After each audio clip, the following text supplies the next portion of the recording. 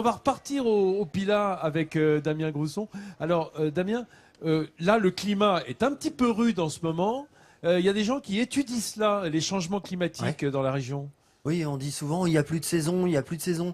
Mais comment on fait pour vraiment savoir quelle était la saison, autrement que par des impressions, comment est-ce qu'on se souvient de l'hiver d'il y a quelques années? Eh bien en fait, pour le savoir, impossible de se fier à ces impressions. Le parc naturel régional du Pilat, qui jouxte, je vous le rappelle, l'agglomération stéphanoise, Tout à côté. Hein. c'est vraiment à côté, participe donc ce parc naturel à une étude sur l'observation des changements climatiques. Il y a 60 riverains qui tous sont bénévoles, qui observent et qui mesurent l'impact de ces changements climatiques sur la flore, sur la faune locale.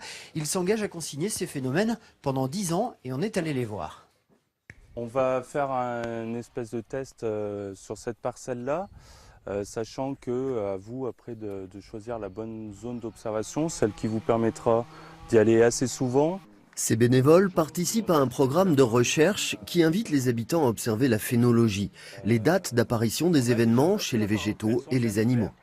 Le protocole donc, nous définit un certain nombre de végétaux à suivre régulièrement, c'est-à-dire au printemps, à l'automne, à différents stades d'évolution de la végétation. Il faut passer régulièrement voir l'arbre. Ça mobilise à environ une journée par semaine, une petite journée par semaine. L'étude à laquelle le parc du Pilat participe porte sur une dizaine d'années, avec de nombreux contributeurs dans différentes régions, ce qui fait sa richesse.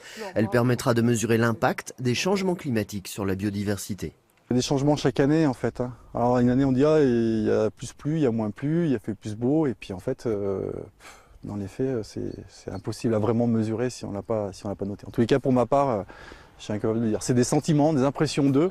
Le fait de passer par Phénoclim et de pouvoir noter ça sur un document, ça permettra vraiment à mon avis de pouvoir répondre à cette question. Phénoclim est piloté par le Centre de recherche sur l'écologie alpine, chargé d'analyser les données recueillies. Alors dans le Pilat, qu'est-ce qui peut changer ? A priori, on peut s'attendre effectivement avec un réchauffement des hivers plus doux. Ce qu'on entend le plus souvent, c'est d'avoir des dates d'apparition des premières feuilles, par exemple, qui vont apparaître plus tôt dans l'année.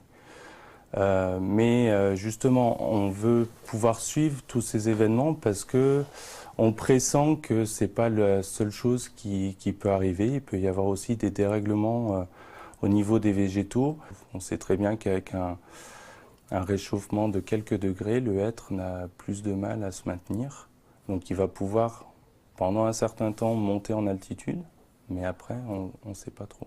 Savoir comment les espèces s'adaptent permet d'envisager des moyens de préservation pour limiter les dégâts. Vous les sentez les hivers plus doux, Vincent, là, déjà? Là, j'ai du mal. Là, tout de suite?